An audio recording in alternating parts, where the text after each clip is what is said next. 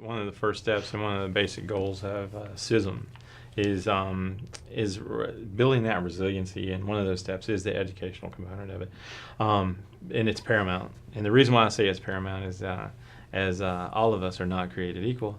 Not all administrations are created equal, and I can say that about my own agency. It took years for us to come to the point where we are now. I can tell you now that we probably lead the way, or my command staff sets the standard, and I say that with all sincerity. To go to do a debriefing and hear the young trooper say, well, the thing that impacted me most was I turned around and all the colonels were standing there. And the only thing they wanted to know if I was okay. That. Powerful.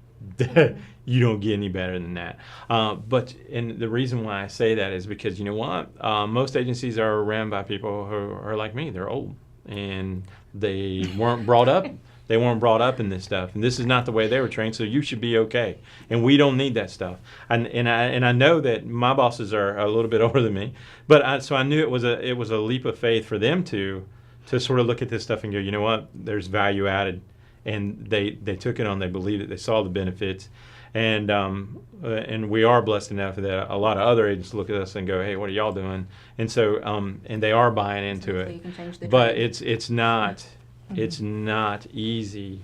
If your command, if your leadership don't understand or don't buy into this process, it's never going to get to the people.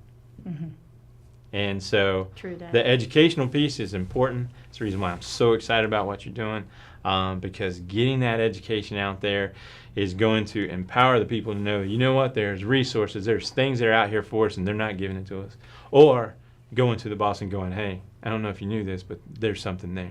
A lot of times the way this comes about for leadership is that the reason why a lot of leadership out there don't have this kind of program is because they've never experienced never a did. crisis. Yeah. They come from agencies that never offered anything, and people just sucked it up and rolled on. Yeah. Or they've not had a crisis experience. And so even when we convinced them to let us go in, and I remember the first big deployment we had was when Ed Larry got killed in Fayetteville. And so that was the first time the team went down. And it was the administration's way, kudos to them, to say, we don't want to provide this, but you go do it, because we don't understand it. And touchy-feely kind of stuff was not okay.